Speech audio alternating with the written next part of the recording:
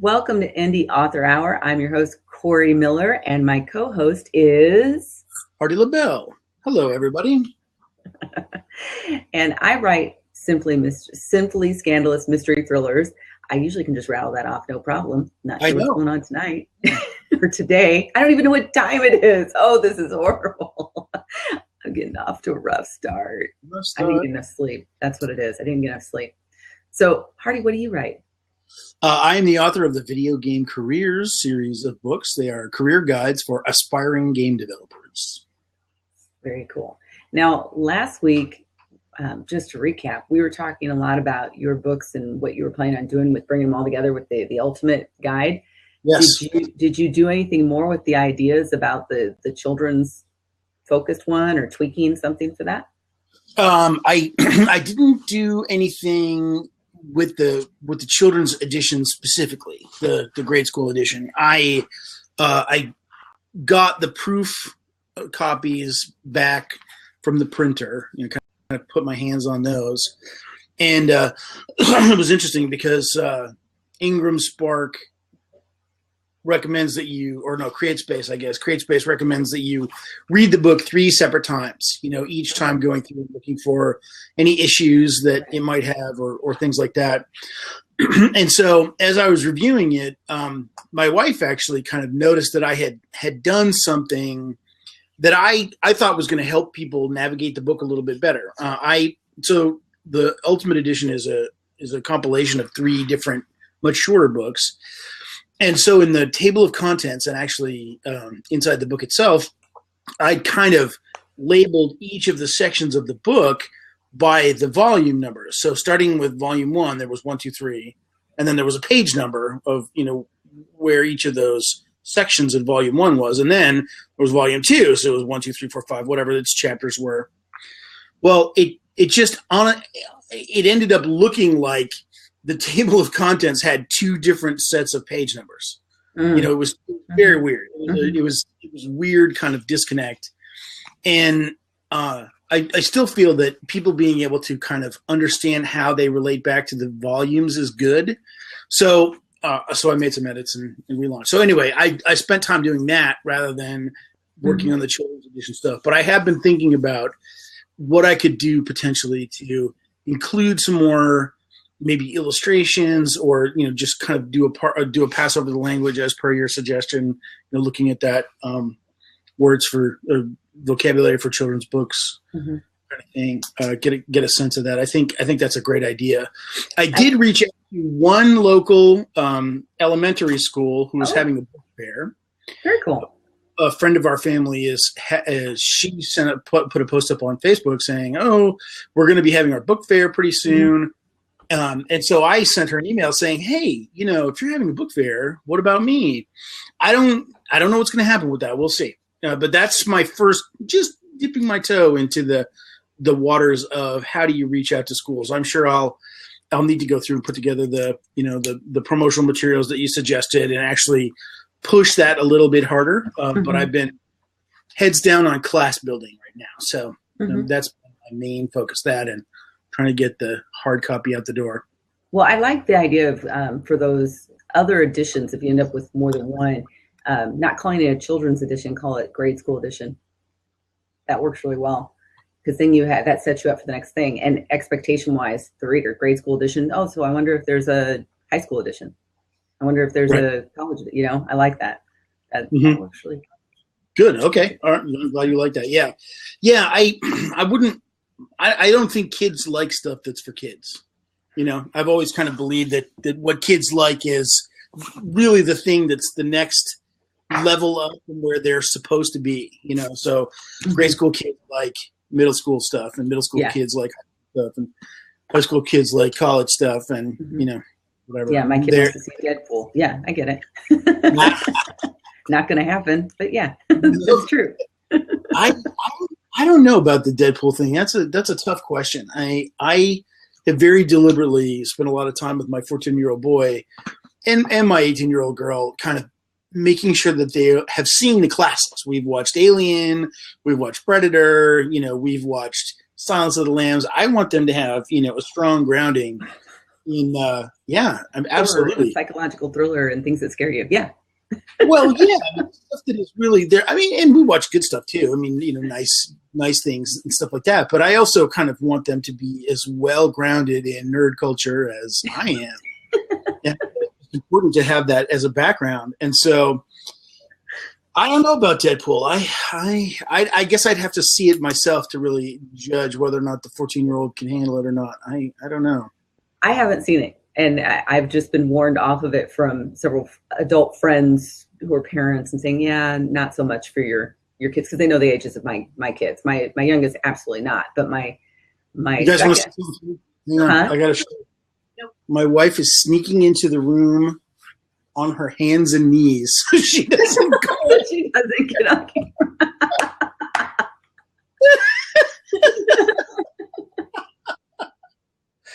Oh my god! That's funny. All right, I'm gonna go walk over and get the cup of coffee that she was bringing me out of the kindness of her heart. And everybody, please just pretend that I never told you what I just saw. So mad. The length people will go to not to appear on camera. Very, very. Oh my god! Well, she's in her jammies, and she's like, "I don't want to. I'm in my jammies. Don't you dare turn the camera over here, poor thing." Heck, I still would be too if I could. Excuse me, just one moment. Be right back. Okay, so I was talking about Deadpool just a little bit. No, when Hardy's saying that the kids always seem to want to go one up from where they're at. So my son is 11 and really wants to see Deadpool, and I'm just thinking that's probably a bad idea at 11 for him to see that particular movie. So we won't be doing that. But every now and again, he gets to watch a PG-13 show or whatever, as long as I've seen it ahead of time. He's gotten into. He really likes the Arrow show on TV. Oh, And yeah. I let him watch Flash. I was going on and picking up where you left off with the whole kids want to be above, one step above. So he got into Flash, and I really like that show. It's a great show. And then he wanted to watch the Arrow, so I started to let him watch the Arrow. And then I said, wait a second, maybe I should preview that a little bit. And then I did, and I watched every episode of the Arrow, and now he doesn't get to watch it at all because I saw everything that show's about. I said, no, you're not watching that. That's sorry. What's bad? The Arrow, it has my perspective, it has a lot more violence, and it's a TV show, right? But it's got a lot more violence and sex and things like that. This is not something an 11-year-old, in my opinion, needs to be exposed to. And so he's not watching that. Where the Flash, there's some, not the sex part, but the level of violence, it wasn't the same to me. And part of that is the temperament, I think, of that character and how they're portraying it versus the Arrow. You know, he's very dark and mysterious and gloomy, kind of like Batman. Like when what's his name plays Batman specifically. Oh, the guy with the British accent. I'm forgetting his name, but he was in Batman Begins and all that. He was in that reboot. Christian Bale. He does a darker Batman, right? And so that's not. I don't think I've let my son watch that either. Where he's seen other Batman series. You know, I found my favorite Batman actors, but he hasn't seen the ones with Christian Bale, I think, because they're a little bit darker, a little more intense. You know, and I have to remember that this is stuff that if they're watching this, then that's what they start dreaming about. And then they wonder why their dreams are all goofy. And I have to start explaining why their dreams are goofy. But it's disruptive for them. That's what I found. I don't know. That's my kid. My two kids are both like that, actually. Anything they watch at night shows up in their dreams. That's what happens. Yeah, for sure. That definitely. I can't have them like that. How old are your kids? They're 11 and what? 8. 11 and 8. Yeah. Yep. Yeah. So, like, okay, have you ever heard of Five Nights at Freddy's? Yes. Okay. Well, apparently that Five Nights at Freddy's can be kind of scary. I didn't know anything about it, and that we had to totally ban it for my daughter because it was completely messing her up. She couldn't sleep through the night. It was horrible for her. And she loves the show. She loves whatever it is. Five Nights, she loves it. It's in Minecraft. They're always doing something in Minecraft with it. And so she'll watch Minecraft videos, YouTube Minecraft videos. They'll do something with this Five Nights at Freddy's stuff, and then she can't sleep. So she's not allowed to watch that anymore. But that's an example. It just ends in their dreams. Yeah. Five Nights at Freddy's it's a horror game. Yeah. It's its own game. and it's a survival horror thing about you're the night watchman in one of those kids' restaurants, Freddy's restaurant. It's kind of like Chuck E. Cheese's. Okay. Animatronic robots get possessed and they are trying to get you. And so it's, playing the game and the YouTube videos, this is what surprises me is the YouTube videos they're often reaction videos of people that are playing the game and getting scared by it, and it definitely, I don't know, it has had a lot of attention. But yeah, for 8-year-olds, she's 8. Is that right? She's the 8-year-old. Yeah. I wouldn't recommend Five Nights at Freddy for an 8-year-old. Yeah. Now I know.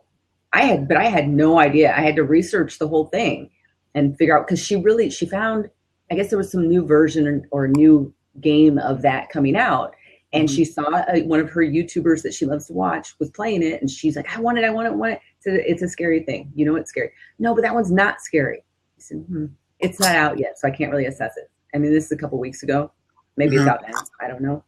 But this is an ideal time for me as a longtime representative of the video games industry to point out that video games voluntarily adopted a rating system that is very explicit for parents. So if you ever look at how video games are rated, it says right in there if it's why it's rated and how it's appropriate, what audiences it's appropriate for. So for any parent who happens to be listening to the show, I strongly recommend that you check out the rating for any game that your kid is interested in. If it's Five Nights at Freddy's, if it's Call of Duty, if it's Halo, anything, because I hope that you'll be pleasantly surprised by how explicit the rating system is. I mean, it's just something that the games industry voluntarily adopted to help better educate parents about content for their kids, so that people kind of I find it really helpful.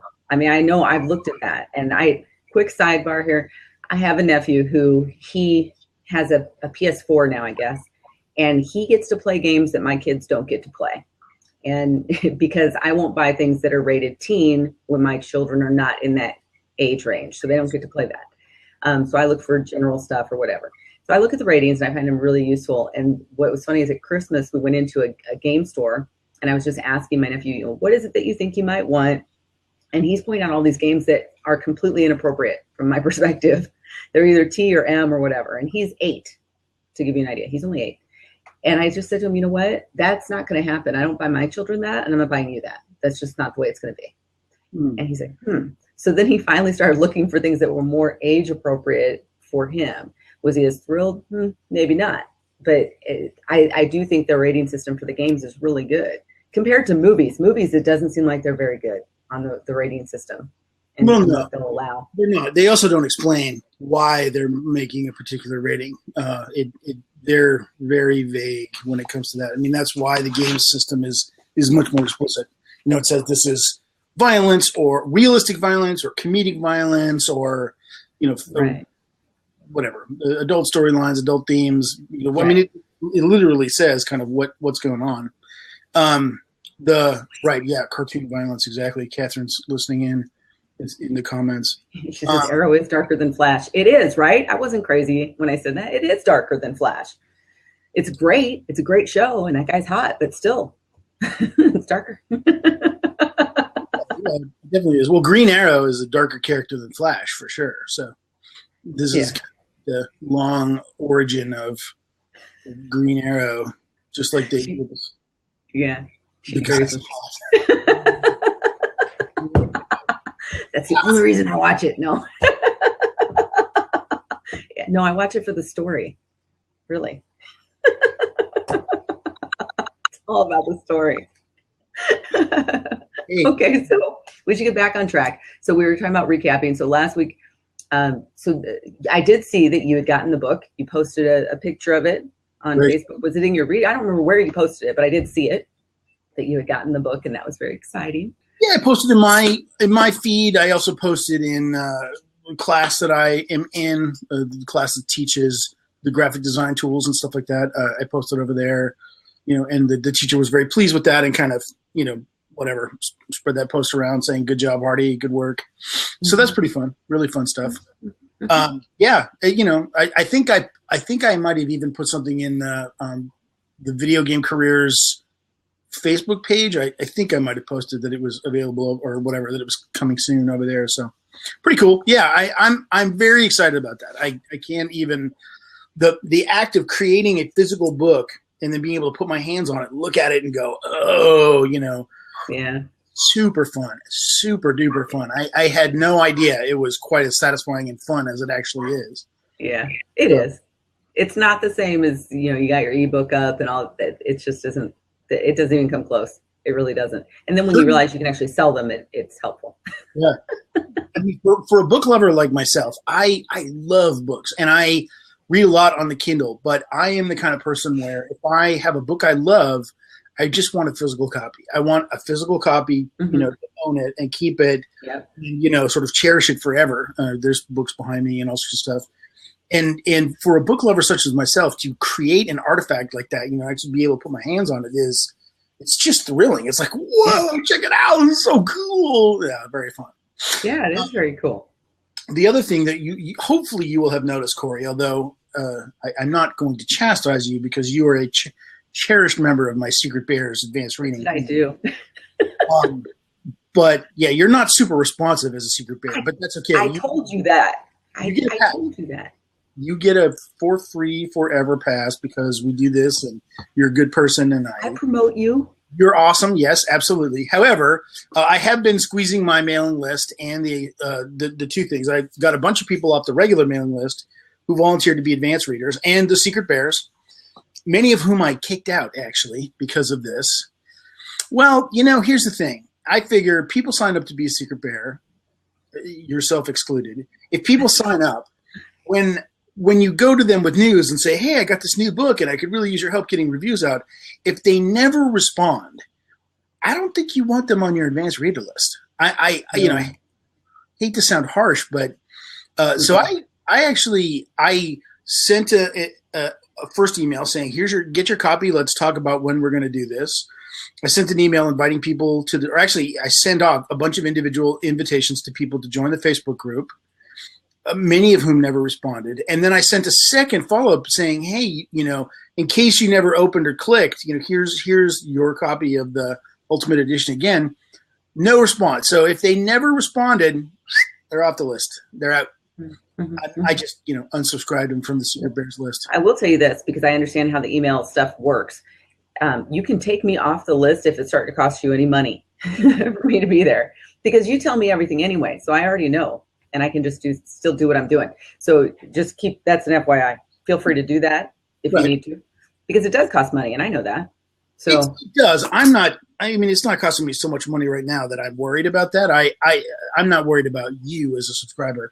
Mostly I'm worried about the other people who, if you get all the way to the end of the onboarding sequence, and like I said, if you reach out to your special select readers, your Shadow Team or my Secret Bears, and say, please help me with this thing, I think those are the people you really need to be able to count on, mostly to be involved, to get involved and to do what it is that you need them to do. And if they never respond, I think you kind of need to, I'm prepared to be very aggressive about removing them and putting them back on the regular list and, demoting them, as it were, just because, I don't know, like that's not the level of enthusiasm that I'm looking for. It seems like people could very easily. Anyway, it doesn't matter. Blah, blah, blah. So there you go. That's an experiment that I'm going through right now. Yeah. And, my Shadow Team isn't very large and it's not tremendously active. And when I was really engaging and trying to get people to move, no, I didn't have a lot of success with that. And interestingly, last week when I said that I sent out an email asking specifically for people to review Hush, or whichever book that they had read, please review. But I was going after Hush, and I got one person to do it. That wasn't my Shadow Team. I didn't send that email to my Shadow Team. I sent that to my general list and did that. And like I said, I lost 2 subscribers. But I'm like you, if you're not really engaging and this is any list I have, if you're not really engaging when I'm sending things out, then why are you on the list? You don't really need to be. Mm-hmm. And I think that people don't realize, I know I didn't realize this, that when you're on someone's list, when their lists are getting to a certain size, they are paying for all of that and it can get expensive for them. Mm-hmm. And so I'm aware of it now. that's why I say, feel free to remove me from the list if it comes to that, just because I'm already engaged with you and know, you tell me this and I go and promote it somewhere and say, oh, I just did this on Back Porch Writer. So I do that sort of stuff. Sure. I understand now. And I think a lot of people don't when they sign up for these email lists. Why would they? Why would they have basic knowledge that this costs that person money to develop these lists and things like that? I think that's true. I also think that a lot of people sign up because they are looking for value. For myself, a lot of the time when I sign up to a direct marketing campaign or, get onto somebody's list, it's because there's a topic that I'm particularly interested in, or there's something that I kind of want to learn more about.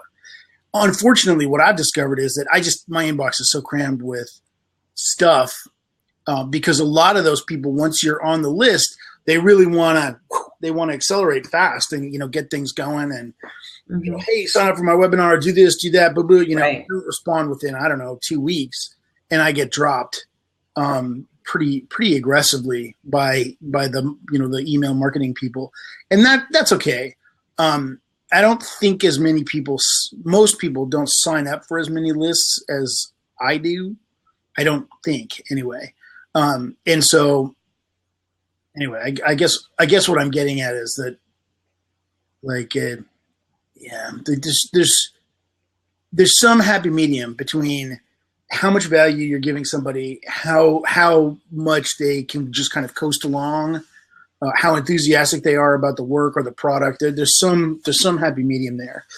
Honestly, I'm jealous of fiction writers right now, and it makes me wish that I was doing fiction stuff as opposed to nonfiction stuff, because I feel like if you are a fiction, you can be a fan of fiction. You can read fiction and go, oh my gosh, I love this so much, and I really want to keep reading and get that kind of visceral emotional connection. And while someone might appreciate nonfiction a lot and go, oh, wow, that is really cool, or the ideas are great, or the advice is useful, I don't think I've ever really been moved to go back and review a nonfiction book. I mean, very, very rarely am I moved to go and write a review for a nonfiction book. I don't know. I don't feel that way. It's interesting. There's a couple things that I can add there. One is that lately I've been more inclined to leave reviews for nonfiction audiobooks. So I've done that a little bit more. I don't leave as many reviews for fiction as I probably should, actually. But I usually don't. But on the list side of it, I struggle with, as a primarily fiction author, I struggle with building my list. But the other thing is I struggle with, what do they really want to know? Because from a reader perspective, when I think about it, I'm like, I love Janet Ivanovich, like you wouldn't believe. I love her books. But if she was sending me emails every single week, I'd probably drop from the list because it wouldn't make any sense to me. What can she offer me? She's a fiction writer. Just tell me when your next book's coming out. Tell me when something's on sale. That's kind of how I am as a reader. And so I really struggle with my own list and the emails that I need to send out, because I'm thinking from the reader perspective, I think. And so I have some people, they'll open them, or they won't open them, but I'm not dropping them from the list yet, because I'm thinking they're probably thinking a lot like me. They want to know, but they don't want to be, I shouldn't be sending emails all the time. So like my onboarding sequence goes over, I think, a 2-week period or something like that. But then after that, I just, every now and again, I'll send an email, like I did a week or two ago when I said, hey, can you help me out? And can you just do a review for me, please? If you've read the book, go do a review. Would you be interested in the other approach from a fiction writer's standpoint? From what? I told you at one point, there's a writer. I'm parsing through my email inbox right now to try to find one. There is a fiction writer who I get email from pretty much every day. And I'm trying to find it. Dude, I just can't even imagine that. Sending you an email every single day, I just can't. I can't imagine doing it myself, because I'm trying to write and focus on my writing and get books out. But even once a week, I'm like, really? I don't know that the people that are on my list would appreciate that. Right now. I think that's probably true, but I want to can I forward you this? Yeah, I remember you mentioned it. I don't remember the person's name. Here, let me see. Okay. Just send it to author KDM. Yeah. Okay. I am KDM. His name is Jason Guillen, Guillen, and he is a fiction writer. And he's got, I don't know, a few, more than I'd say 4 fiction books out there in a series. And the production values are pretty good. The story's good, and I enjoyed the story, the first one that I read. Not 100% to my taste, but, it was good. Mm-hmm.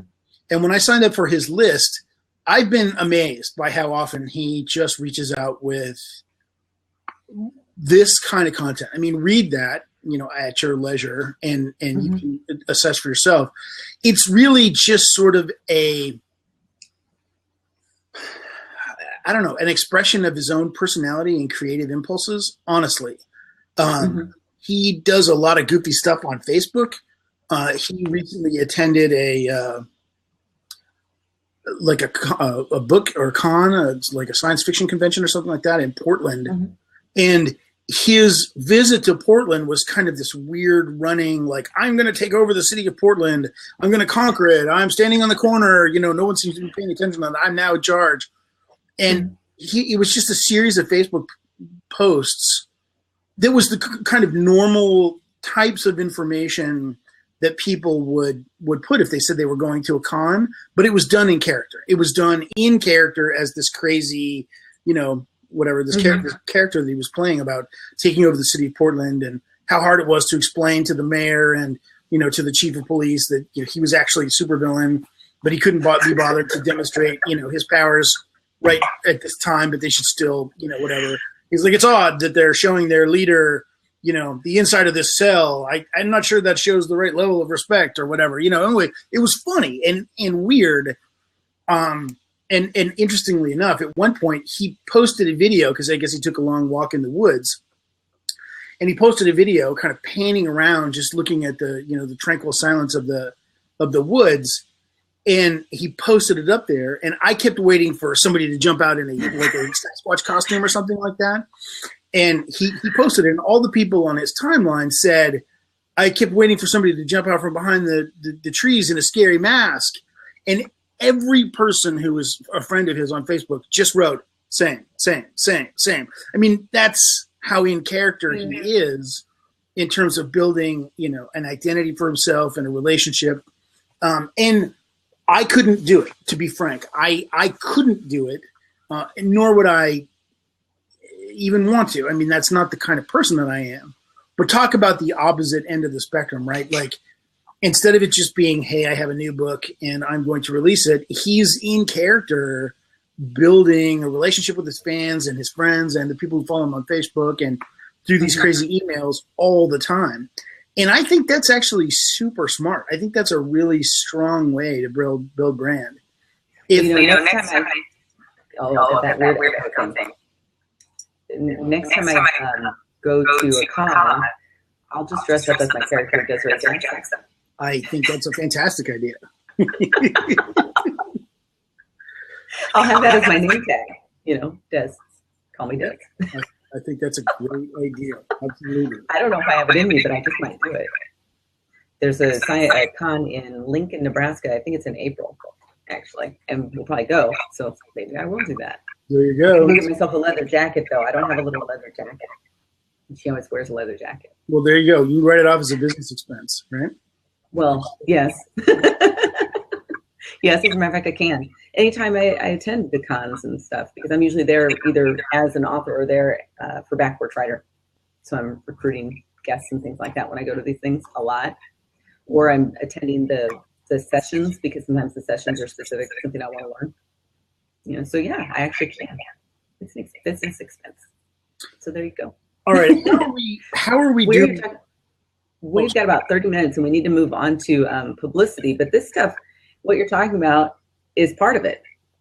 This guy doing emails, that's part of your publicity machine. This man, this author doing what he's doing is part of publicity for his brand that he's creating. And it's a great idea. It's a really, but to your point, it's got to be something that fits you. your personality. I could do some of this because I do love Halloween and dressing up. So I probably could do the Des Jackson thing and pull that off. But not everybody would do that. And Catherine says, email list is one of the strongest forms of publicity out there because it's your real estate. Exactly, it is. And I don't know if you've been in other indie author hours. I struggle with building my email list, and I have ever since we started this show. I struggle with that, even after doing Facebook ads and everything else. But I have not given up because it is important to do the email list. But beyond that, what else can you do for publicity is really the question. What other things can you do? And we talked last week about doing some local stuff. So that's what I wanted to brainstorm today, are some of the things that we could possibly do. One of the things that came up, and I'll have to pull it up again, my computer went to sleep, but Ally put out an article about unusual things that some authors have done to garner publicity. And one of the things, this author put on a t-shirt that had on the front of the t-shirt, it had the image of his book, but on the back, it had the QR code. And it was big on the back of the t-shirt. So you could take a picture of the QR code and go directly to where he wanted you to go to learn about his book. And I went, oh, I'm stealing that idea. I really like that idea. So that was one. So Hardy, go ahead. I'm going to try and get that list up so that I can share some other ideas that authors did. That's actually a neat idea. One thing that people have told me is that they really love the cover illustrations on the books, my books. And I've thought a little bit about how else could I use those illustrations? What else could I possibly do with them? I'd love to make some cool T-shirts, with maybe the QR code on it or something like that. It would be tricky to. Well, anyway, whatever. I think that's a really interesting idea. I love the idea. And even beyond the book cover, like I think on some of mine, I would do quotes from Des, like one, or quotes about her. Like one is, she'll take you to the mats. And she won't get up, things like that. The things that are in the book, and have them on the shirt, and it might be on the back with the QR code. That could be fun. I could get behind that. Kathy is asking a good question, which is, do you find people use the QR code? Here's my answer about that. I only ever used a QR code one time in my entire life, and I am absolutely the kind of nerd that would do this kind of thing. I went to the trouble of downloading an application that could read QR codes and scan the back of a bottle of ketchup because there was a QR code on the back, and I found myself thinking, what on earth could they possibly want me to know on ketchup? I have no idea. And I was curious enough to go to all the trouble to download the app, scan the code. Here was what happened to my extreme disappointment. They asked me for all this registration information, and they asked me for all this stuff. And then it turned out to basically just be a web ad for some crazy new flavors of ketchup, like smoky bacon or whatever the heck it was. I mean, it was some, ketchup with mustard in it already. And I mean, that kind of nonsense, it was whatever. So I was wildly disappointed by my one experience using QR codes. But the idea that someone could go, they could opt in and, I don't know, and get some kind of a cool reaction is neat. You got to do better than the Heinz ketchup people did with theirs, because all it did was take me to a web ad. I felt super cheated by that. I wonder, maybe, QR codes are one thing. There's also Lead Pages offers the ability to have people text in. If you text a code word into their lead boxes, it's called lead boxes. No, excuse me, lead digits. I think it is lead digits. Mm-hmm. You can text in, whatever the code word is, and it'll bring them to a page, or get a response or something like that. To get people to your website, Lead Pages doesn't help all that much. Well, yeah. I mean, I use Lead Pages off of my here. I'm gonna post. Let's see. The QR codes. I actually put the QR codes. Sorry about the echo. On my business card. On one of them. So it had the image of Deadly Sins on the front. Something like that. But I didn't use it. And getting the code was simple. I mean, it wasn't paid for, so I was able to create the QR code, have it go to my website, and then, I mean, now if I did, I'd probably have it go to a landing page, or possibly directly to the buy page. I'd probably set it up differently now because I have more knowledge about this stuff. I did this like 2 years ago or something. So I like the idea. I just think it's a fun idea, to be able to do something that's really out of the box. That's something different, something fun. And, if you're going to wear t-shirts, why not wear t-shirts that promote your own stuff? All the time. I had t-shirts for the Tea Trove, so why not for your books and things? I'm trying to scan through this list because I didn't get a chance to really read it too much before coming on today to see what some other people are doing. Someone in here mentioned using stickers in some way, and the stickers had fun information on them that when people came around the table because they were at a fair or something, then they would pick up these stickers. So that was something. I have stickers. Stickers? Yeah, hang on. Let's see if they're right here. And then another person, if you try and tack on, the Publicity Hound brought this up. If you go to her website, the Publicity Hound website, and I've read this at other places, but if you can tack on or attach to some sort of news story that's going on in your area, then you can garner some attention that way because you can approach a journalist with a different perspective on that event or something, and you can use it in a press release or that sort of thing. I've done one or two small press releases, but I haven't really gotten into that too much. But it is a way to garner publicity and get your name out there. And that's for fiction or nonfiction. It doesn't have to be just nonfiction. You have your stickers? I don't. They're not nearby. I'm sure I could track them down if I. What's on them? Let me see. Actually, I'm going to ask my wife. Maybe she'll crawl in here and give them to me.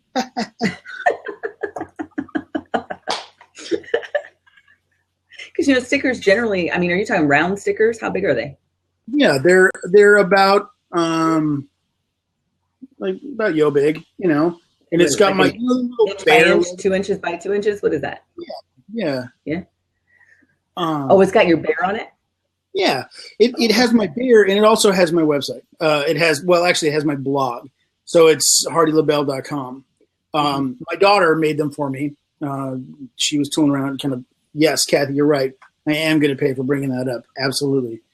I always pay. I pay all the time. I have said numerous times that my greatest expertise in this life is apologizing. I do a lot of great things, but what I do the best is apologize. It's good to know how to do it. Yeah, it's good to know how to do it as good as I can because, man, I make a lot of mistakes.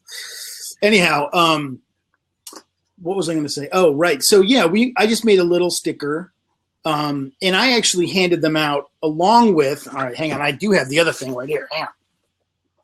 I have – a lot of people do bookmarks and things like that. I don't do bookmarks, but I also don't use them very much. And that, I think, has something to do with the fact that I'm reading on my Kindle a lot of the time, so I don't need a bookmark. But I know a lot of authors still use bookmarks as a way to get the word out about their books. What is that? Postcard. Postcard. It's a little postcard that I had printed that says, is it backwards? Is it backwards on the camera for you? No, I can read it. Oh, It says really? Hardy LaBelle, make video games. I can't read all of it, but so you want to make video games. Okay. Yeah, exactly. And it basically just says, who I am, and I have this book. And when there was a convention here in Seattle not that long ago, I actually went down to the convention and stood there and just handed them out and said, would you be interested? Thank you, Kathy. She says, Raised by Bears would make a great T-shirt slogan. Amen, sister. I love that handle. There's a funny story. There's a funny story behind the name Raised by Bears, too. I'll tell you if we have time. But in any case, I just handed them out to people that were walking by. I said, would you be interested in a free ebook about video game careers? And a lot of people said no. But I was actually surprised by how many people said, oh, yeah, I would actually. And they took it. And what I did was on the landing page that I set up, I asked people to input a special code word, because on the email sign up form for MailChimp, you can put in different different tags and things like that. So I created a tag and I asked them to go ahead and put that in. specifically for for the show, I was really surprised by the number of people who logged in and used the things. And I gave quite a lot of them away, but I actually got a non-trivial boost in my mailing list at the time. It's nothing compared to what a good Facebook funnel can do for me, because it was a lot of work to drive to the show, stand there for hours, and hand the things out and stuff like that, as opposed to setting up like a good Facebook funnel. That's still work, but it's digital work. It's not shoe leather. But in any case, it worked pretty well. It worked good, and I definitely got some attention on that. And I just made these little postcards. Whatever. I did the same thing. I did postcards for Deadly Sins when that was coming out. I did postcard type images for Dante, my children's book, and I had those available whenever I was doing the farmers markets during the summer. I had those with me. I have them when I would go out places. I actually placed them in a store and a restaurant that I would go to, because they said, okay, fine, you can put them here, because the book Dante was going to be launching, and I wanted to be able to. I knew a lot of people went to this restaurant, so went over there. So there's the part of it is, don't be afraid to ask people if you can put stuff in different places, because the worst they're going to say is no. So just go ahead and ask. So I did a lot of that for anything that I printed, and I used Vistaprint for when I would do the printing for this, and I still do. So when I want to get something printed, I tend to go to Vistaprint because it's reasonably priced. Speaking of which, and she did not go there, Honorée Corder posted something in her group that was friggin' brilliant. I loved this idea, but I'm not going to do it for Hush or for North Downey. Well, maybe North Downey, depends on what we settle on for the cover. But she did postage stamps, and I thought that was awesome. Did you see that one? I did see that, yeah. She went through somebody on Zazzle, if I remember right, and created postage stamps. And I thought, that is flipping brilliant. Only the image that I have for Hush is kind of scary for some people. And so I didn't think that'd be a good postage stamp. But the one for North Downing, that one won't be as in-your-face scary maybe. So I might be able to do it for that one. But that's another thing to do, is to use postage stamps that have your book image on them. Oh my God, I love that. It'd be a great Halloween postage stamp. You're right. Oh my God, you're right. I need to do it during Halloween. Yeah. It definitely would be. I love the idea.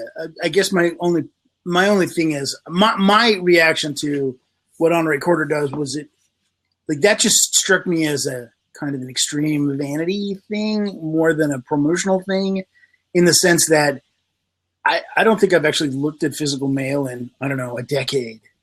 So I certainly don't even notice the postage on it, really. If I get a letter or something like that, I'm never paying any attention to that. So perhaps, for people who are not as digitally advanced as myself, a postage stamp makes sense. But I'm beyond. I'm Thurston Howell the third. That's right. Yeah. Yes. Yeah, I like that, Kathy. Yeah, she says you could have stamps to mail out your books to readers for giveaways. Absolutely, yeah.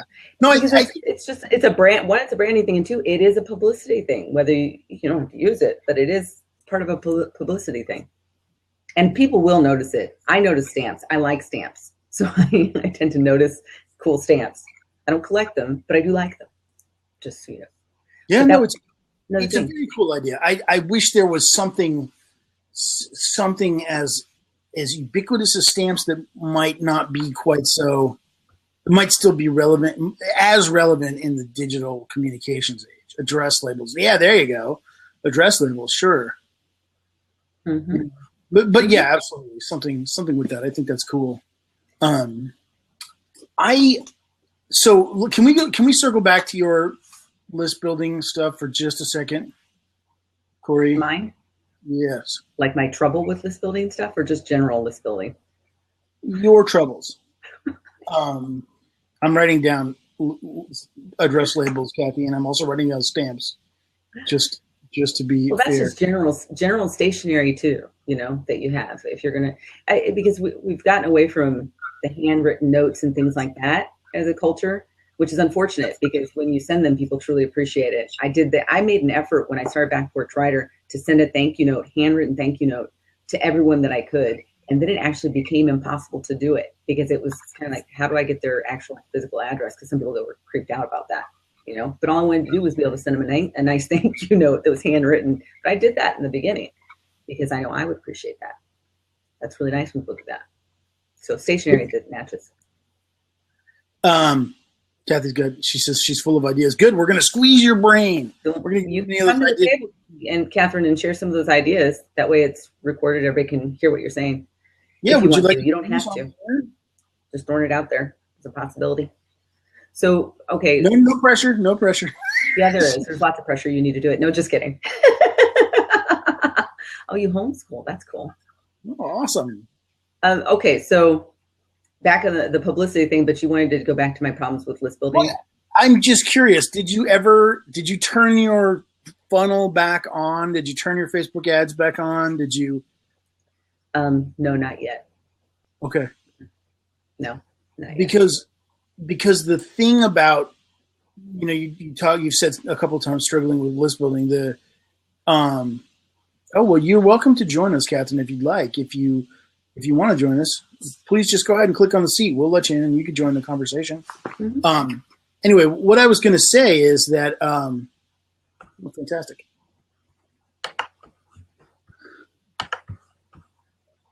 There she is. Hi. Awesome. Can you hear us all right, Catherine? Yeah, I hear you. Oh, cool. Great. Okay, so we were talking about publicity ideas and things like that. So what other ideas do you have? Yeah, let's squeeze your brain while we got you. Well, I would say anytime you get a chance to speak, that is probably the number one thing that authors aren't doing that they need to be doing. And when they schedule a speaking opportunity, make sure that they can have an author table present. Yeah. And if you're going to an author event, make your table stand out. Mm-hmm. Mm-hmm. Mm-hmm. Vertically Absolutely. possible. Go up. Put some kind of display, with us, we have a trellis, and because my tagline is growing hope, but we plant a trellis on the table and we have vines growing up it, and we put my books on the vine growing up the trellis. That's a cool idea. I love that. Now when people go to a book, people will come up to me that remember my brand, not necessarily me. But the trellis stands out in a sea of authors with nothing but tablecloths. Yeah. That's one of the things that I want to work on next is something like that, a little bit more oomph with my presentation. I have some presentation, but not enough. Right. And so I need to do more of that. I love your trellis idea. That won't work for me, but I love that idea. That's an idea some other author could steal. Yeah, what's the thing that runs throughout your right? Or your life? So mine is mystery thrillers, weaponry. My character has a penchant for weapons. And so some places I'd be able to bring my weapons. See, actually, I would actually be able to do it. So I could bring a bow staff. I could bring target. Or a target. I could bring stuff like that to some of them. And I haven't done that. See, this is why we brainstorm people. That's why we bring people together. Well, Catherine, I was going to say, what do you have a website that you'd like to be able to send people to since we're talking on the air? We've got you here. Always. I'm really hard to find. I'm CatherineLang.com. I'm Catherine Lang everywhere because when I first started writing, I've been writing professionally for 10 years, and I was told, grab your name, hang on to your name and use your name because you are your brand as a writer. And from that, I have developed my website to reflect that brand and still struggle as a fiction and a nonfiction writer to find my niche. I'm like you. I struggle with my web email list. Mm-hmm. I offer the freebies. I offer the ebook. Yeah. Without trying to be self-promoting, and still I'm there by myself. But then I wonder, in the indie world anyway, I mean, I hear a lot of authors, particularly some that are a little more well-known now, really poo-poo this whole self-promotion concept. But honestly, you have to be willing to promote yourself because no one else is necessarily going to do it. It's your responsibility to do it. And so you can do it with some tact or not. I mean, Jiminy Christmas, this is a bad example, and I hate to even utter his name, but Trump is the king at self-promotion. Look at what he does. So, and people love him, according to him. Oh, yeah.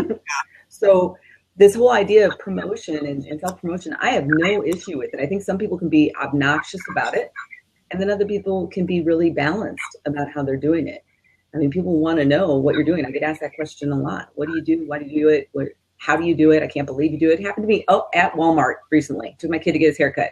I was sitting there waiting. I just received the cover for North Downing, the from the graphic artist, right? And I'm looking at it and I'm like, something's not right about this cover. So I asked the ladies that were there. I said, look at this cover. Tell me what you think. What's your first reaction? They actually both really liked it. And I thought, something's just off. So then I showed it to my husband. I said, what is it? He and I are very similar. And it's the cover has some shadow images that just don't look quite right, you know? But it was that I was self-promoting right there, just talking about my cover. Yeah. Well, but that's not self-promotion. That is self-promotion for me, because I went and did it intentionally. I really did. It was, let me tell you, then I went and talked about Deadly Sins, and I talked about Hush, and I showed them the Hush cover. So yes, it was. I just did it in a way that wasn't in their face, inappropriate, or anything like that. But it was definitely self-promotion, because I didn't have to go down that road. I was raised in a sales family. I mean, my older brother can sell refrigerators to Eskimos without any problem. And so I was weaned on books by Napoleon Hill and Zig Ziglar and Dale Carnegie. And I'm rereading The 1 Minute Salesman. And I highly recommend, it's a very short book, but it talks about how if you want, you are a sales person. You're not selling an item. You're not selling a product. You are meeting the need of the person that you're encountering. And that's kind of what you did. You engaged those people. You weren't trying to sell them your book, although you were. Yeah. You were really genuinely interested in their opinion, and they felt that. And when people feel that we're genuinely interested in their well-being, then they become genuinely interested in our well-being. Yeah. And hopefully we'll go and purchase our stuff. So you said, is that, who wrote 1 Minute Sales? Is that Blanchard, or is that? That I'm not sure. But I can research all you guys. 1 Minute Manager. The 1 Minute Manager, I think, was Blanchard. Okay. Blanchard. It's not the same. I don't think it's the same. No, it's not the same. I don't think it's the same book. I don't remember that one being very, very sales bent. So maybe it is a different book. But in any case, that's something to look into, because selling is part of my job. It's what I do. Is it the 1 minute salesperson, or is it something else? It's the one well, hang on a second. I'll run and get it. Okay. Okay. So, yeah, I think people just need to get comfortable with the idea that they have to be willing to engage. I had an author on the show who flat out said he doesn't like marketing. He doesn't want to spend his time really doing any of that. And part of it is, I think, not being comfortable with it. But this whole thing of poo-pooing self-promotion, no, there's a right way to do it. There's an effective way to do it. And there's a way to do it that's really obnoxious. And that's, I think, where people are coming in with it and saying, I don't like it, is when someone's obnoxious about it. But that's a fine line, I think. You know, and who's to say what's really obnoxious and what's not? Trump, obnoxious in my view. But to other people, not necessarily. Well, yeah. But that's just my take. Oh, it's backwards.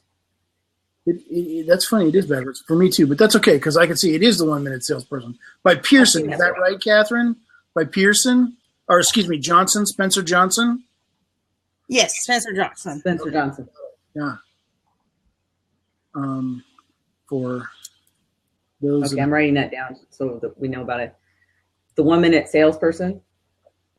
Yes, it's the 1 Minute Salesperson, and it's co-authored with Larry Wilson.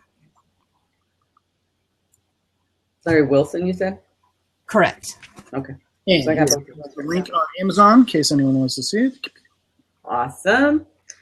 But I think anytime authors can get in that mindset of, one, think about who your target audience is, but also you need to be comfortable with, you are doing some selling. This is just you're in this to make money. Hello, it's a job. You know why? I mean, I understand. Yeah, I'm writing because I want to write, but no, this is a career path. And so you do have to do some of the selling. And if you're not going to do it, you have to hire somebody who will. I mean, that's the bottom line. And I don't know very many authors who right away are in a position to do that. Hire somebody else to do all the selling for them. Huh? Especially indie authors. especially indie authors. You know, I know I can't hire somebody to do all that for me. So you have to get comfortable with it. And your point, Catherine, about speaking, what's so funny about that is that so many authors are introverted, and on top of that, just a wee bit shy and don't want to get up and speak in front of people. And I can say, this is me. I'm an introverted person. I am somewhat shy, and I spent 10 years in training and development and speaking in front of people all over the country. So you can overcome it, you know, but it takes practice, you know, and if you don't do it for a while, it's really scary jumping back in. I can attest to that. It's scary jumping back in, but it's necessary. I mean, it helps you get the word out, and it's easy publicity, actually, once you start doing it. It's really easy. So, Catherine, what kind of funnels? I mean, what kind of advertising or marketing stuff do you typically do for your books? I mean, clearly you do the personal appearances. Do you do Facebook advertising and you have landing pages and all that other kind of stuff set up as well, or? I do have landing pages set up, and I have done some Facebook ads, but what I found is I got a lot of likes and a lot of engagement on my Facebook ads, but it did not translate to sales. And coming from a sales background, I'm always looking at the rate of return, the return on my investment. Was it even worth it? Was it worth my time? Mm-hmm. And I didn't get a single sales from the last ad that I ran on Facebook. So I knew that there was some other fundamental element that I needed to work on. So I've been working on my email list. But what I run into is if I'm not getting people to my website, well, it doesn't matter how good my email list is. I mean, how good my resource pages are, or my funnel pages, or my landing pages. If you aren't coming to my site, I can have the most professional. I can spend thousands and thousands of dollars on it, and it does nothing for me. And it's the same thing with Facebook ads. If I don't have a way to turn that Facebook ad into a sale and measure that sale, then all I'm doing is spending money. And we've already mentioned most indie authors don't have the money to just be throwing out there hoping something sticks. Have you done any Facebook ads where you were trying to just build your list? Because that's where my focus was trying to just build my list, and I was having all kinds of challenges. I've tried that too. Did that too. Okay. I'm wondering if people are getting saturated, and that it's really going to come down to the one-on-one. That's how I built most of my email list, is one-on-one. Hey, would you like to get my email list? Mm-hmm. That's exactly how mine is built, because it's that one-on-one. Because I was at farmers markets selling my tea blends, then I get people on a list, you know, and that has been the most effective, is in-person engagement with people. Not for me, that definitely has been the case. But not for Hardy. Hardy, tell her your story. She might not know. Well, I managed to build a funnel that's very successful for Facebook advertising. I think my list is over 1,200 people right now, and it's growing all the time. I think, whatever. I ain't gonna look it up right now, but yeah, it's a lot, and it's, I think, less than 30 cents a lead, you know, or for views or something like that. So, I mean, it's costing money to put people on the list. But on the other hand, you know, 1,200, 1,500 people, like, that's pretty good, and it's growing every day. So I guess how is that translating into sales for you? It's not, because it's right now it's not even set up to sell. It's literally just set up to build my mailing list. That's all. And that's actually what I'm trying to do with the hardcover edition of the book that I was working on. Is I'm making a transition now from ebooks into kind of a hardback or a paperback edition of, you know, collecting the 3 ebooks into one thing. And I'm going to actually try to adapt the funnel a little bit to turn it into sales. And hopefully I will come back, of course, and report on how that goes. But I guess the thing that I really deeply believe is that it takes a lot of tinkering to make a Facebook funnel work.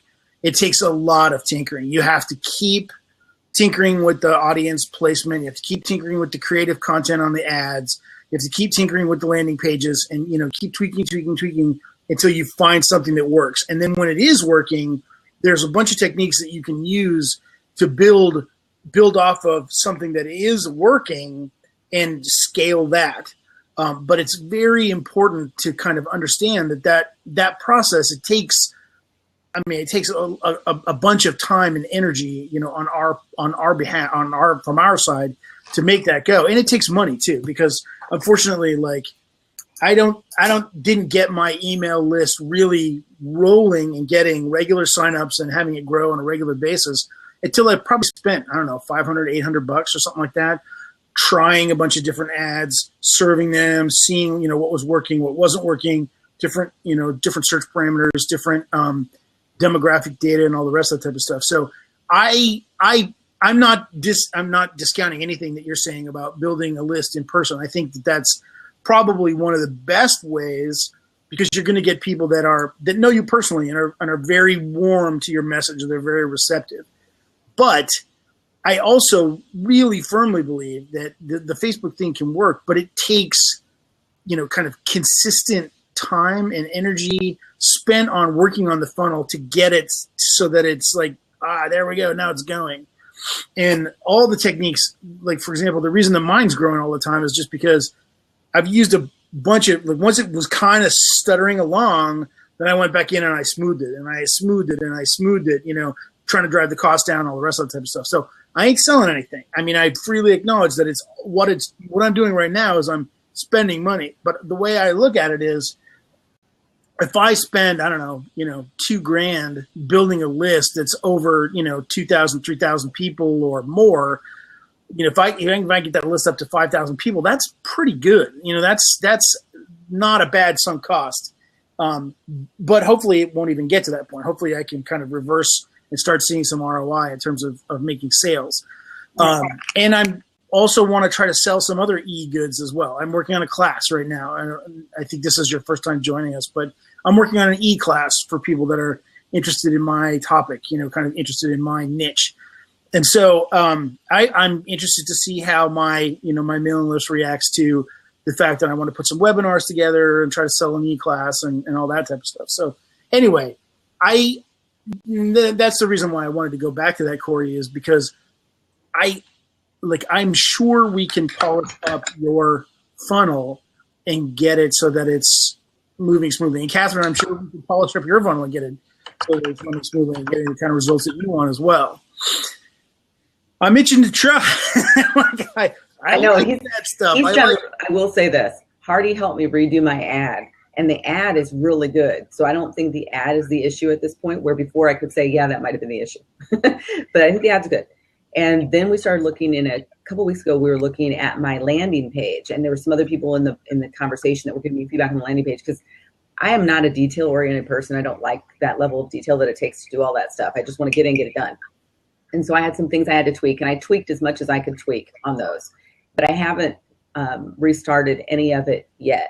And I will, but I do think I should have you already look at that landing page again and see what else I might need to tweak, and maybe even the thank you page. I don't know.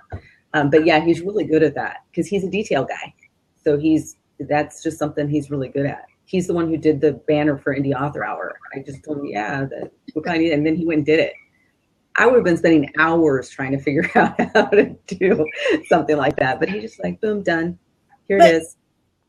Y'all doing this Indie Author Hour is a huge sales funnel, because you're giving without expectation of me giving you something. You are sharing your journey. You're encouraging other indie authors. And that is the ultimate key of the 1 minute salesman or salesperson, is that you're trying to give something to somebody else, and you're not expecting a return. Mm-hmm, You're going to get a return because that's the way it works, but you're not expecting it. Right. And with your email list, one thing I do want to know is, are you emailing now? Are people opening your emails when you email them? Me? Yes. Hang on. I can tell you exactly. Hang on. I'm going to log into my MailChimp account, and I'll tell you how it's going. I'm getting people opening a pretty good amount of my emails, depending on which list it is. I did lose 2 people a week ago, though. Right after I sent an email asking specifically for reviews, I lost 2 people. But that was cool, because clearly they didn't need to be on the list. So that's all right. I'm good with that. Some people like what I have to say, and I'm all rainbows and lollipops. I'm just struggling with what should I talk about in the, in subsequent emails, especially if I create a string of emails, because I don't want to bore people. Right. I want to give them something that I think is useful for them beyond the books. I did, and speaking of which, here's an idea. Someone in this list from Ally that I was referencing earlier said that in their newsletters they send like writing exercises. I thought, actually, I could probably do that. A writing exercise, a writing prompt, something. Yeah, I could probably do that. Don't give them. Maybe people would like it. Okay. What? You're making me nuts. If you're emailing to writers, you can do that. If you're emailing to readers, they don't want to write. Right. Okay. And my list has a combination of readers and writers, and I don't know who's who. Okay. So that's part of my problem. But here's the thing, Corey, you are a fascinating woman. You're a self-made entrepreneur. You're a martial arts expert. You're an MMA fighter. You're a motorcycle rider. Am I? You're a farm hand person who lives out in the wilderness. Your kids. I mean, there are a lot of things about you that I know that honestly the people that are on your list would be interested to learn about you. And you are, for someone who is so dynamic and who is so, I don't know, kind of out there, you're kind of weirdly averse to talking about yourself. And I would say, well, I don't know, Corey, I bet you if I asked you, what do you know about teas and blending teas, you could probably go on for an hour and a half telling me everything you've learned about blending teas. Yeah. And I bet if I asked you what you know about self-defense for women, you could go on for a week talking about self-defense for women. If I asked you about, mixed martial arts, you could go on for hours about that. So when you say, well, I don't know what to say to my readers, maybe I should give them writing prompts. I'm like, for God's sake, don't give them homework. Just tell them about how cool you are. Like, come on, give me a break. Like, what are you talking about? I'm trying to figure out what they want. I don't know what these people want. Ask them what they want from you. I have, actually, and I've gotten zero response, actually, to that question. I think what Catherine said is good. But the thing is, let's just start with, hey, get to know me because I'm awesome. Do you think I'm awesome? Stick around because you're going to learn more. If you don't think I'm awesome, okay, see ya, because I want to talk to my people, the people who want to hear about my crazy tea stuff and my living on a farm, battling the coyotes, and whatever all the other crazy stuff that you've talked about in over the indie author hours. Honest to God, like if you are just saying that to the people that are on your list, the people who go, Corey is awesome, she's cool. There was an eagle last week. What? You brought up the coyotes. There was an eagle last week, an eagle. And it was just right across the field, and I slowed the car. Things are huge. I've never seen them up that close. There you go. Huge. Can't you talk about how it went flying up? It landed in one of our cottonwood trees. It was the coolest thing ever. I took pictures. All right. I'm done ranting. Cool. I'm not going to rant anymore. I suspect that you and Catherine both, as independent, strong women who are running kind of entrepreneurial, self-preneurial businesses, have an endless number of stories that you could share. And sharing those things is part of what your audience is interested in. And if they're not interested in it, and here's my take, you don't want them as your audience. Say goodbye. See ya. Okay, I'm going to try that on the next email. Yeah, and you know what you're going to listen. Maybe I'll just talk about the eagle. But you didn't want those people. And you know what? You could talk about how you're the eagle soaring over the farmlands of, I don't know, wherever it is in the Midwest, flyover country where you live. It doesn't matter. Flyover country. Nebraska is great. Stop it. Of course it's great. I'm just teasing you. But our zoo is ranked the best in the world. That's an awesome idea. Recently. There you go. We do have a fabulous zoo. I'm not going to lie about that. It's amazing. Anyway, so that's my take, is just that I think it's very easy for authors, especially to start thinking, oh my gosh, writing prompts, or I need to talk about writing. And in today's world, right? You mentioned Trump. I would say Trump is a perfect example of that kind of self-promotional brand building. Kanye, perfect example. Oh, yeah. Crazy self-promotional brand building. Does it make any sense? No. But I love Kanye when he talks about crazy stuff. I'm like, right on, Kanye. Whatever's on your mind, I want to hear about it. And so it's like, it doesn't really matter. Yes, you want to offer people value. I mean, Kanye does great music and Trump is a successful businessman. So that's a component of who they are. but it's not necessarily the primary thrust, right? It's not necessarily like, I mean, I don't listen to Kanye's music, but I think Kanye is a hoot. And so I love it when he tweets. I love it when he see crazy Facebook posts go by, or when he interrupts Taylor Swift and she's accepting her Grammy. I'm like, right on, that's awesome. That's hilarious. I'm going to let you talk. So you're like all men. You're a 12-year-old boy caught in a man's body. Exactly. Yes. Exactly. Okay, so I appreciate all that though, Hardy. So I'm going to work on the email thing, not right away, but I'm going to try it and see if I get any response, if I include some of those things that I include here. This idea that was on the list, I also really liked. It has to do with when you do a visit, and this might be helpful for you, Hardy. You'll tweak it a little bit. So you're a children's book author, let's say, and you go to a school.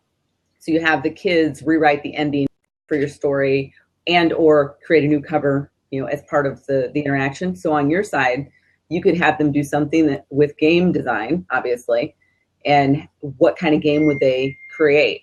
And can they maybe storyboard their game? Might be a way for you to use that. But I like that idea. I thought that was cool. Oh, and then someone else said that they had their, Oh, I'm sorry. Go ahead. I didn't mean to cut you off. Another suggestion was, and I never thought about this, if you're writing short stories, there was one guy who listed in the Alley article that he gets his best sales happen at this gas station that he put his book in, and it was placed near the front, like by the register or something. He says, yeah, just a lot of sales. And it was a short story collection. And I thought, well, think about that. That may make a little sense, truckers, whatever going through, and I just want a quick read, or, maybe.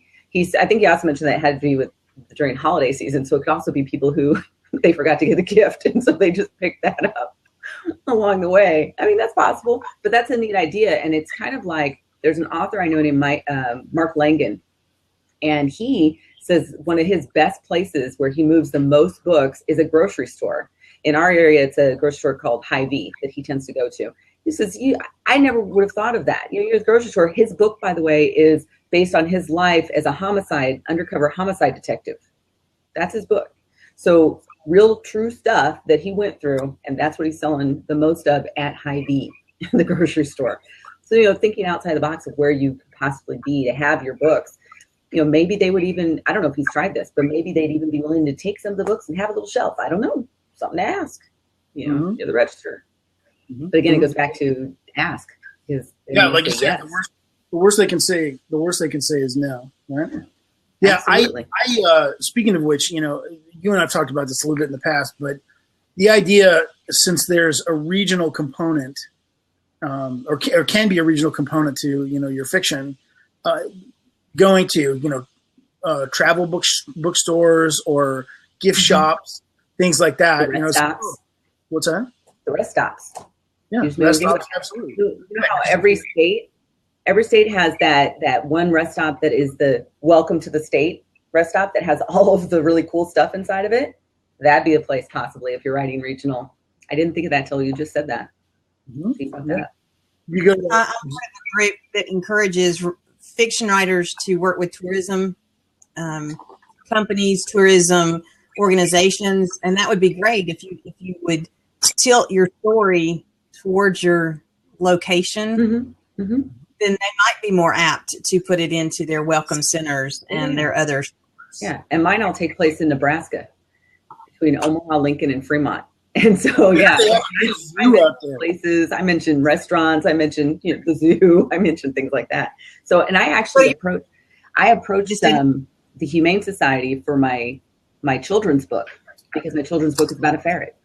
And so I need to contact them actually today because they asked me to come and speak during the summer. So I said, well, I need to contact them and see what they want me to do. But the zoo was another possibility because zoos also have books generally. So that's another thing to look at. But, it's the thinking outside the box stuff for sure.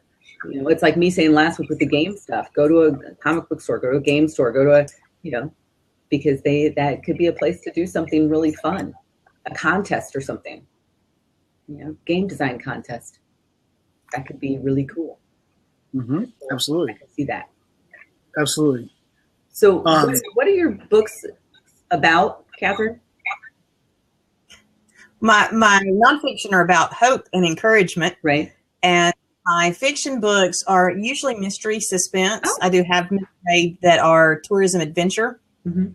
and we have gone and planted letter boxes in the locations where they find their clues, so parents can take their kids and actually follow the path of the kids in their adventure. Oh, so you're writing mystery suspense stories for kids. That my middle grade books middle are grade. for, and then I have adult adult and mystery suspense. Ah, that sounds so much fun. Well, you should check out Backwards Writing. That's my other podcast. We talk with authors and editors and publishing, all that. So go check that out. You can schedule to be on the show. It's before this one, and it's live too. So just go ahead and schedule.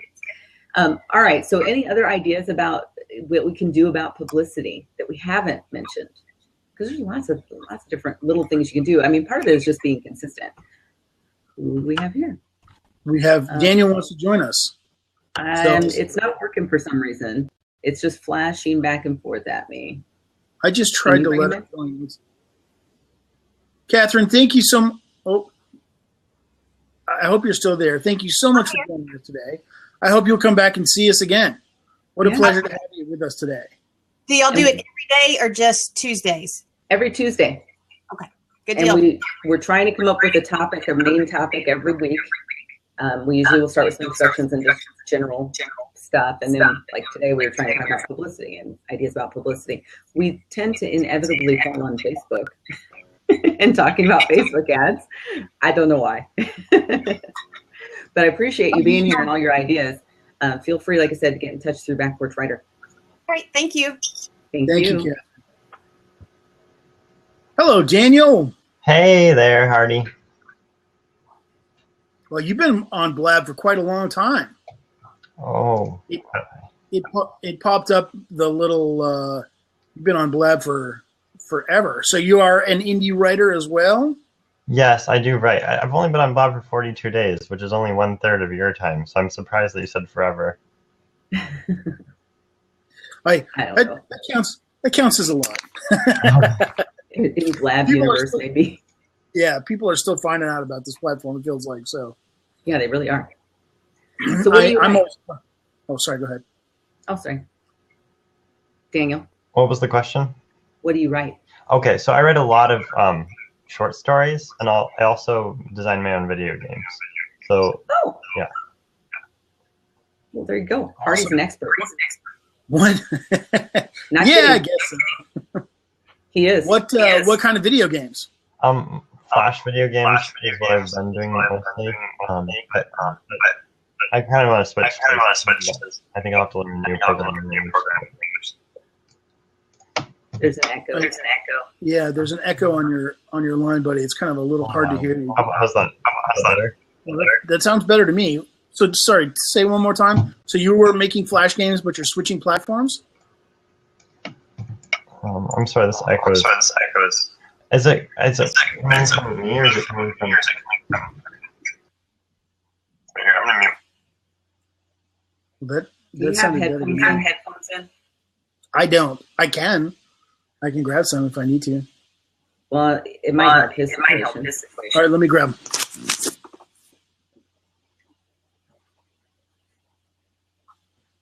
All right, everybody. We're still. And I think I can hear myself. This is really odd. I can hear feedback. And now I can't hear the feedback. Okay. So it must have been Is that better? Yeah, no feedback. Okay. Very good. Can you hear me? So I got headphones now. Okay. Yeah, headphones help. Because otherwise we end up hearing, I could hear me through you, and it was just odd. Yeah, I'm sorry about that. Okay, now I'm lost again. So where were we? Okay, so we were talking about, you said that you were doing Flash game. Yes, Flash video games. Okay. Mostly on Congregate.com, which is a platform where people can just go post their games and they immediately get ad revenue. So whoever plays your game, you get a small percentage of the ad revenue that comes in from that website.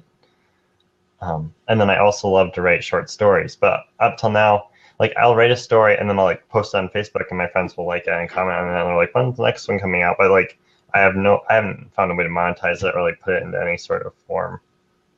Mm-hmm. So. Is that what you want to do? Monetize it? That would make it. I don't know if that'd make it more fun, but I mean, I don't know if. Are you really an author if you don't sell any of your stuff? I don't know. Yeah. Yes. Okay. Because there's lots of authors who don't sell much at all or don't sell anything. So yeah, you're an author. Well, have you looked at Wattpad at all? No, I haven't. Okay. You might want to check out Wattpad.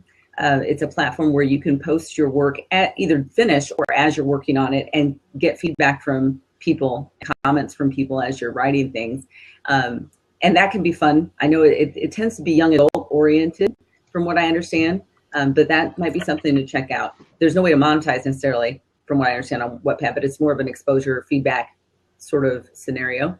But as far as short stories go, you can always put it together as a short story collection. So then you put it as, and this is something that I do. I do full-length novels and I do short stories in between writing full-length novels. And then I'll write maybe 3 short stories, put them together as an ebook, and then go and put that up on Amazon or Kobo or iTunes, wherever, right? The Apple bookstore, whatever, as a collection. And so that's just one of the ways that I do it. Now, short stories, kind of hard to sell. I can tell you that much. Not the easiest thing on the planet to sell. But they're on Amazon at any rate, there's a section specifically for short reads. So when you pick a category, you want to make sure you put them in the appropriate category. You have to pick 2 categories, okay? One of them, if you're doing short stories, needs to be Kindle short reads or something like that. And they even specify, is it going to take me less than 90 minutes to read these? Is it going to take that sort of thing? So really, if you don't find that category, then contact the Kindle people, not CreateSpace, Kindle, and say, hey, I want it to be in this category. I heard it was in this category, because you can figure this out because you'll research other short story collections and you'll see that they're in that category, and they'll help you get into that category. Okay. Okay. Because I've been able to do that with a few categories that I found when I was doing a search on Amazon, but then I couldn't find them when I was trying to list the book. I couldn't narrow down to that category, even though I knew it existed. So they will help you. There's some wording there too about unable to categorize or something like that, I think is on the Kindle side. And then you can contact them. So that's what I would suggest that you do. If you want to monetize, that would be one of the ways to do it, is to put it as a collection and put it out there for people to actually try to buy, and don't overprice it. Because if you're talking about a short story collection that's 5,000 words and you want to charge $2.99, you're not going to sell it. Probably not going to happen. But if you've got something that's priced at 99 cents and it's 5,000 words, probably people will buy it. And that's assuming it's in a genre that they're interested in and all that. So you have to know about pricing.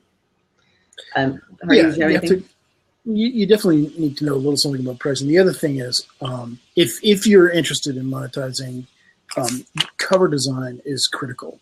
And if you're not necessarily adamant about making a lot of money on your writing, then there are a lot of low cost or free solutions for ways to get covers that look good, not necessarily fantastic, but they certainly look better than the average hack job that most people are capable of putting together. And if you're a game developer, Corey just waved and said me, no comment. But none of the tools that are out there, are out of your reach. I mean, it's basically just Photoshop and Illustrator stuff. But there's all sorts of nice, simple templates that you can download that will just help you make a cover that's formatted correctly and look nice. And that goes such a long way towards just making a good presentation on any of those sites, on Wattpad, on Amazon, on Kindle, any of those places. And I can't say this enough. I mean, so many authors that I see, they'll put their work together and they'll put it out there with a cover that is just awful. I mean, just unbelievably bad. And then wonder why they can't sell it or get any likes or get anyone to read their book. And it's no surprise to me if in today's super competitive, information-driven economy, if something doesn't look good, it immediately falls off your radar. Even if the content is great, if it doesn't, meet your eye nicely at first glance, if the app, or excuse me, if the icon for your app is bad, right? If it just looks amateurish or not very polished or ugly or whatever, people are much, much less likely to try it, right? I mean, it's the same kind of thing that goes into it. So that first impression is really important. And make sure your cover's not white. Right. No, yeah. no white. It can't be white. And we laugh because we think, oh, well, obviously. Well, no, because oftentimes we don't think of these things. My cover for Dante is a white cover with a ferret on it. And I had to make sure that it had some sort of border so that it didn't bleed into the background. Of Amazon. On Amazon. Oh. So it's something to think about the cover. If it is a white cover, it needs some sort of border around it so it doesn't fade away into the nothingness, So that's a simple thing that I didn't think of until I heard someone talking about it. I went, oh my goodness, I need to fix this. I just didn't think of it. So that something about that's pretty critical, and the cover being important. My first cover for my very first book, I really liked the cover, and I had somebody do it for me. I really liked the cover. That book barely sells anything. There's a few reasons. One of the reasons is because of that cover. It doesn't really speak to anybody. It doesn't really tell you what the story is about. And it's called My Life in Black and White, a book of experiences. It's a book of essays about growing up as a biracial person in America. So it's all these different essays. That's hard to sell to begin with, just so you know. But the fact that the cover was not really communicating what this was about didn't help. It absolutely didn't help. And so recently I changed the cover, and I did it myself, by the way. I did do it myself. And it's better than the cover I had, but only because it more clearly communicates what might be in this book. And I did this recently, so I haven't even looked to see if it's gotten anybody's attention or anything lately. But it's got a picture of, it still says My Life in Black and White because I have to keep the title the same. If I change the title, then I have to change ISBNs and blah, blah, blah, blah, blah. So I didn't want to do that. So I kept the title, but then I had an image of me as a 16-year-old doing this or something in downtown Omaha. I mean, it's one of these wacky pictures, but it's a real picture of me, right? So that's there. And the basic cover is black at the top, black at the bottom, and then there's this image. And then at the bottom, I said something. I can't remember what I wrote at the bottom, but that's what it is now. And I am willing to bet money that it's going to do better than it has since I published it in 2011 originally. I'm willing to bet that it will actually do better just with that cover change. But I'm testing it. I'm going to see. But See what happens. Basically, to sum up the advice, Daniel, I think it's definitely look at Wattpad. You're a young person, or at least you look like a relatively young person, and there's a lot of young readers out there that are doing an awful lot of sharing of stories, and kind of you can find a readership out there, I suspect. And it's a nice format. And then please do, go ahead and take that next step, collect your stories and turn them into, find a way to publish them on Kindle. It's super easy. I mean, it's nowhere near as complicated as actually building a Flash app. I guarantee you that. And, I know you can figure out, how to put your stuff up on Kindle. And it's really satisfying and really fun to do that. And to, so that people can download your things onto the Kindle. I think it'd be a great experience for you to give it a try. Even if it doesn't necessarily turn into a major source of monetization, it would be a real accomplishment. And I think it's fun. I mean, I can't recommend it enough. It's there forever, right? It's not, it might make you some money later. You don't know. Especially after you start building. Huh? I said like 30 years from now. No, I don't think we'd wait that long, but the assumption I'm making is that you're going to keep producing things. Right.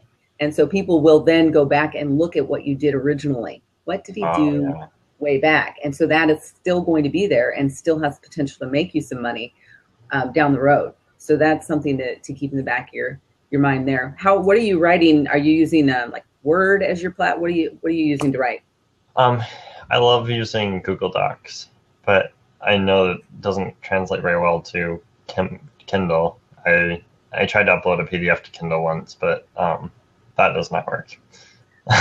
It can be a pain. You need the essentially you want it in a Mobi file. You want it in an EPUB file. When you upload to Kindle, if I remember right, you can do it in a DocX. Is that right? It's been a while since I did it that way, I think. So DocX. So I'm talking Word doc there. But you can also use, if you really get into it, you can use a writing software called Scrivener, which is really affordable. It's like $40, $42. It's not expensive. That was the PC price. I don't know what it is for Mac. I don't remember. But that's a nice writing software because you can spit your books out in the format you want them. They come out as an EPUB. They come out as a Mobi. They come out as a PDF. They come out as a Word doc. Right? Oh. That's true. Although I think you could also, I mean, if you want to go the other route, if you like Google Docs because it's free and ubiquitous and it's everywhere and you can get your hands on it, I think you could probably also spit out your stuff in something like OpenOffice in a DocX format that can be uploaded to Kindle. So, I mean, there's another way to go if you don't really feel like spending money on software to do that. So that could work fine. You have a lot of options. Yeah, absolutely. But yeah, you don't want to upload it as a PDF for people to. I think a lot of readers might get frustrated by that because they're expecting. Yeah. If I go to buy a book, I'm expecting that it's going to be able to be open on my Kindle very easily, and I don't have to deal with it. And I don't have to worry about how tiny, super tiny it is because it's a PDF document. Because that happens frequently, and that drives me nuts. So yeah, you want it in the correct format for the end user for sure. But there's lots of resources out about that and how to do that. It's really simple and lots of free tools.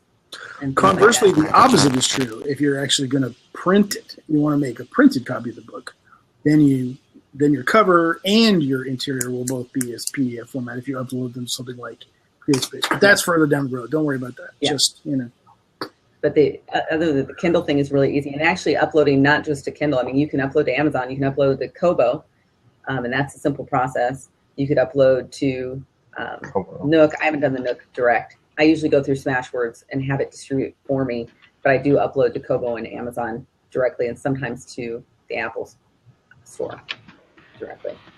Okay, I've never even considered Kobo, Nook, Smashwords, or Apple Store. I didn't even know what those were. If you go to Smashwords, that's basically a distributor for you, and what they will do is you'll upload your document one time to them, like your Word document to them, and then they will distribute it to where you want it to go. You have an option to opt in or out for different places, including Amazon, actually. Oh, but cool. When things are selling, of course, they're going to get percentages and all of that. It's not bad, not out of whack or anything like that, but it's a way for you to distribute your work. Draft to digital is a similar process. So if you don't want to go directly to those places, try and upload your work. This is an easier way to do it. But having said that, going directly to Amazon is super simple. So it's worth just doing it that way. Kobo, again, super simple. Yeah. I mean, so just go and do it. But if it's because you can go through Smashwords and Draft to Digital and have your book available in lots of other places that you never even thought existed, didn't even know existed. That's what I found out. So explore it. Smashwords can drive people nuts because they have something called the meat grinder that just goes through your document. And if it's not formatted correctly, they will spit it back at you. And then you've got to figure out what the problems are. But over the years that I've worked with them, they've been really helpful at helping me identify where my issues are and then helping me to correct those issues. So I will say that for them. And now I've gotten to the point where I hardly ever have a problem. I just upload my document. Cool. I guess that would be one other thing too, which is be sure to check once you do the formatting, onto your target platform. Be sure to download the emulators and check it yourself and make sure that it looks the way you want it to. I can't even tell you the number of times that I've gotten my hands on indie books and I've opened them up and the formatting is wonky. It's just a big old jumbled up mash. And it makes it impossible to appreciate the content if the formatting is bad. It's just, it doesn't even matter if it's great writing or good writing. It's impossible to enjoy, and it's impossible to ignore the fact that the formatting is bad. So definitely check that for sure. Just put a nice looking cover on it and format it up, and you'll learn so much about what that process feels like. And anyway, I think it's great. I can't recommend it enough. Mm-hmm. It's a all right. How we doing for time, Corey? Are we okay? Are we almost done?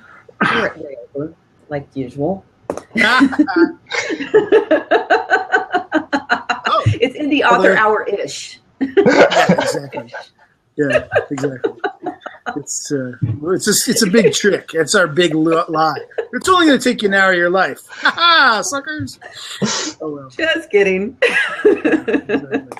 But no, do you have any other questions that we can possibly help you with, Daniel? I was curious, how did you get into starting to write your own books in the beginning? And what was that like for you? Do you want to take that first, Hardy? I can, yeah. So I've been a video game designer for about 20 years now. I was the lead multiplayer designer on Halo, and I was the creative director for SOCOM series, and I worked on Far Cry and whatever, a bunch of other stuff. Yeah, I told you he was an expert. I wasn't kidding. And I've always had people ask me, throughout my entire career, like, what do I know to get into the industry? What do I need to know or what would my kid need to know to get into video games? And I've had the conversation so many times. At one point, it finally just occurred to me, if I wrote this down, I could have it in one place and I could have all these anecdotes and stories that I tell and advice. So I did. I wrote it down and turned it into a series of books. That was really my entree into the whole thing, was just this sort of realization that if I really wanted to help more people and stop having to tell the same stories over and over again, which honestly a lot of people are probably sick of anyway, I can write it down, turn it into books. So anyway, that's pretty much my impetus with it. Cool. I've always been a writer. Ever since I was very young, I was writing poetry and plays and things like that. I didn't decide to actually become an author and really pursue it until I said I did the first book in 2011, but I really wasn't taking things seriously. At that point, I had learned about ebooks, and I wanted to know what that was all about. I attended a writing conference and found out about them, and that's what got me on that track. And then I realized, I kind of really like this, and there's a possibility that I could move forward with this. And so that's really what happened. And so a few years ago, 2014, I really took things for a different way and really took things seriously. I have a program called Back Porch Writer that I started. It's another podcast that's live. And I did it because I wanted to talk with other authors and industry experts and learn more about the business. I couldn't really attend that sort of thing in my area, and that was a way for me to do it. And so I started doing that. And ever since then, I just keep putting out material, basically. I have a really intense production schedule for my writing at this point. And so it's a very serious thing for me now, versus it was just kind of fun before. Now it's fun and it's more serious at the same time. I'm trying to make a living as a writer versus, it's a nice hobby for me.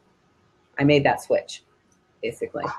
That makes me really curious when you said intense production schedule. Like, how do you deal with when someone walks in the room and you're like in the middle of a good plot and then suddenly they ask a question and you lose everything? Like, what happens to me sometimes is I get distracted by other people when I'm working on something. First thing is, do they know you're working on writing something? No. So, that would be the first thing to do, is make it known that you're writing and that you're not supposed to be interrupted during your writing time. Set the boundaries. It's the very first thing. I have children. And so my children were notorious for coming in the middle of a thought, and I'd be like, and my hand goes like this. And then they walk away. And they'll know that I'm writing, but sometimes they still, but this is urgent. Are you bleeding? Is someone dying? Because it's not urgent unless those things are happening. Is someone happening to your dad? That sort of thing. So in my family, that's the way it is. They know that I'm writing. My kids are in school now, so I have a lot more flexibility, and my writing is not as interrupted. But when they were younger, oh my goodness, it was challenging. And I don't write as much on the weekend, partly because I want to spend more time with them, and I don't want to have to keep putting my hand up and say, stop. But during National Novel Writing Month, that's a really intense time for me when I write, because I'm trying to accomplish 50,000 words or more in 30 days. And I've done it successfully a few times and done it in less than 30 days, but my kids are completely familiar with that process now, and they don't interrupt at all. And if I say I didn't get my writing target done for the day and I have to write at night, they understand. They're like, okay. But you gotta set the boundaries and parameters. It's true. Yeah. I think that's the safest thing to do. A lot of more experienced writers than I talk about the fact that you need to establish a daily habit and protect your writing space, protect your writing time, protect that habit so that you have the chance to do the work that you want to do, that you need to do. Because it's, that productivity over time is really what matters. So that, I think Corey's advice is spot on there. Just, make sure that people know you're writing, make sure that they understand that you really you must not be disturbed while you're doing that. And people will respect that. People will understand. I mean, I don't know. Are you at college? Are you a college student? No, but I'm living at my grandparents' home, and my parents live next door, and I have 7 siblings. So that's that's tough. You're gonna have to find a way to kind of hang a sign. I used to have when I worked in an open office. Sometimes I'd have a sign. I'd tape it on my back, and I'd put my headphones on, and the sign would basically say, "Do not bother me." And I'd turn to put my headphones on, and So even if they got past the sign on the door, even if they somehow walked up to my desk, they could still see, "Don't bother me. I'm busy." And the headphones are a great idea because then they know they think you might not be, but they think you're listening to something. So then they know that they can't actually interrupt they first have to get your attention. My kids do it all the time. I'll have the headphones on and they'll come in and they'll wave and I'll make some sort of signal that they know, yes, they can say something to me or no, they can't, and then they'll do what they need to do. So cool. Headphones are a good tip. Okay. That's really good advice. Well, we're here every Tuesday. It's true. It's true. Join us every Tuesday as you learn about our own journey into the world of indie writing. Yeah. Okay. Yes. Well, I think I'm ready to get back to work. Thanks so much. Right. Good man. Go get him. Thank you. Nice to meet you, Daniel. See you, Daniel. All right. I think that should wrap things up for us for this Indie Author Hour-ish. Just got to put the word ish on it. And then I think that's true. What a great show. What fun guests we had today. I really like that. We really did. I hope that they're able to come back and join us. And I hope more of you will be able to join us in the future. It's every Tuesday live at 11 o'clock Central Daylight Time, 9 o'clock Pacific Time, right? And then 12 o'clock Eastern. I don't know what it is Mountain Time. Do you know? No, no one knows. Yeah. No one knows that. I don't know what it is Mountain Time, but you can find us is the point, and it's right here on Blab. And you can find the recordings over on YouTube under Indie Author Hour, but you will not find show notes because I'm behind. I say this every week, and it's true. I've got other writing to do. I have a hard time with show notes. I would love some help with show notes, but they're over there, so just go enjoy them. Thanks, Hardy. Thanks, Corey. See you next time. See ya.